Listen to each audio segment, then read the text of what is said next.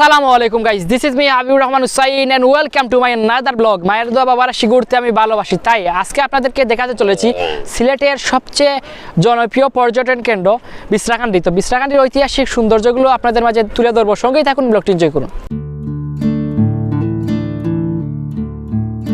বিশরাকান্দি সিলেটের গোয়াইনঘাট উপজেলার রুস্তুমপুর ইউনিয়নে অবস্থিত।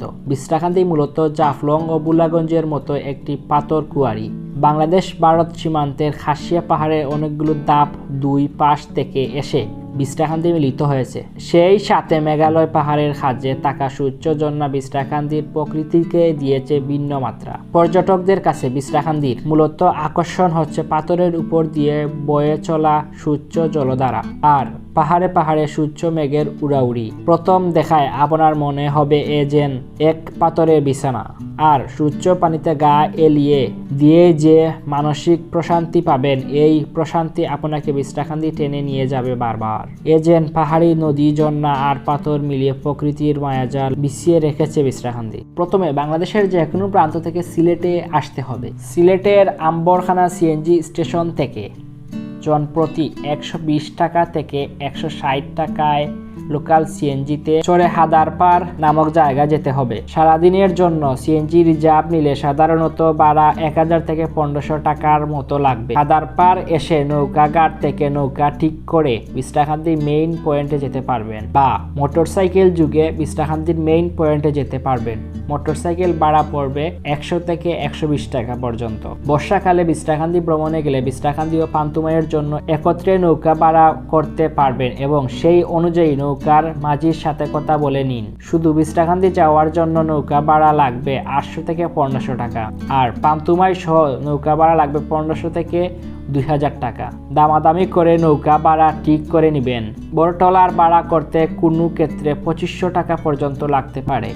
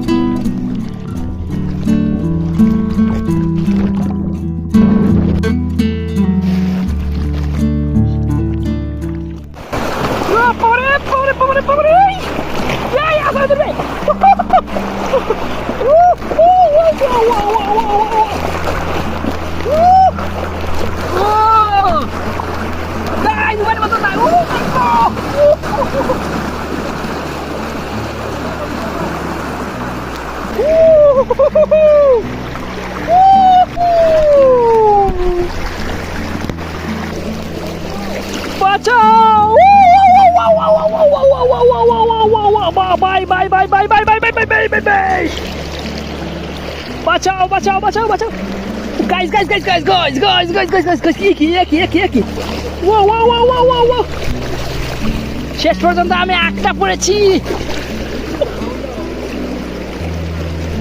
ও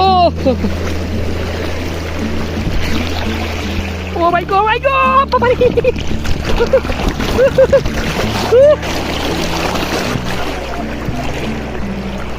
ও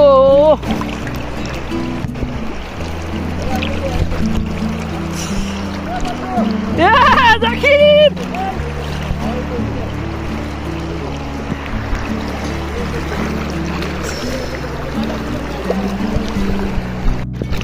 আমি পানি সব রাখতে যাচ্ছি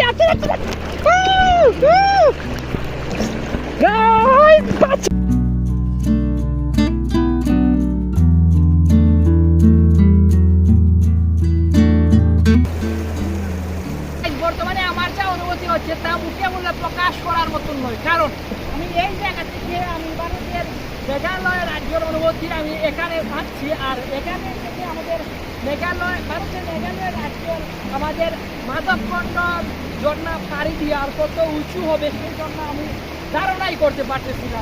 আপনারা দেখতে পাচ্ছেন ঝর্ণা, আমি জানি না কতদিন দেখতে পাচ্ছেন না পাচ্ছেন। আর আমার মাইক্রোফোন অনেক দূরে, তার জন্য আওয়াজ কতদিন যাচ্ছে না যাচ্ছে আমি জানি না।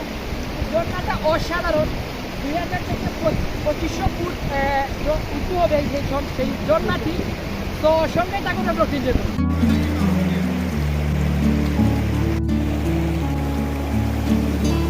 ওকে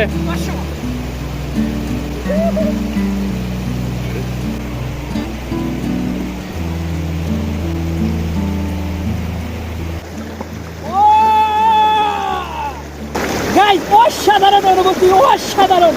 আর যে ঠান্ডা পানি নিজেকে বরফের মধ্যে হারিয়ে ফেলেছি সেই অনুভূতি হচ্ছে। জানি না আপনারা কতটুকু শুনতে পাচ্ছেন না পাচ্ছেন, কিন্তু অনুভূতিটা অসাধারণ অসাধারণ। সো গাইস, বিশ্বকান্তির সবচেয়ে আকর্ষণীয় একটি স্থান হলো জলপরি ভাসমান রেস্টুরেন্ট, যেখানে যখন পানি থাকে এই রেস্টুরেন্টটাকে এত সুন্দর লাগে বলার মতো। জলপরি ভাসমান রেস্টুরেন্টে আসলে আপনারা এমন সৌন্দর্য দেখতে পারবেন যা অন্য কোনো জায়গায় দেখতে পারবেন না। কারণ হলো এখানে যখন পানি থাকে তখন এই রেস্টুরেন্ট ফুটে উঠে।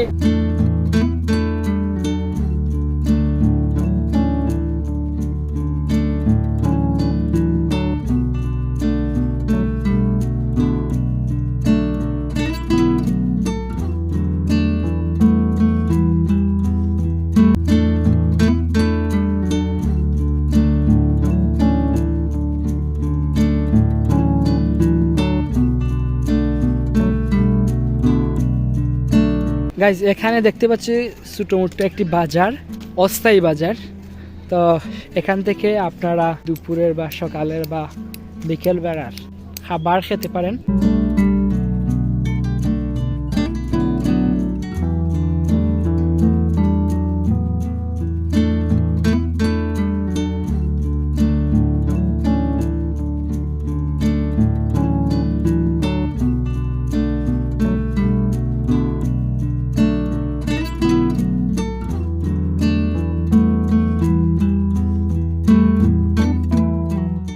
সো গাইস, দেখতে দেখতে ব্লগের শেষ পর্যায়ে চলে আসলাম। দেখা হবে অন্য কোনো জায়গা নিয়ে, অন্য কোনো সৌন্দর্য নিয়ে। ততক্ষণ পর্যন্ত ভালো থাকুন, সুস্থ থাকুন এবং নিরাপদে থাকুন। আর আপনি যদি আমার চ্যানেলে নতুন হয়ে থাকেন, প্লিজ প্লিজ প্লিজ আমার চ্যানেলটি সাবস্ক্রাইব করে আমার সাথে থাকবেন। ধন্যবাদ, আসসালামু আলাইকুম।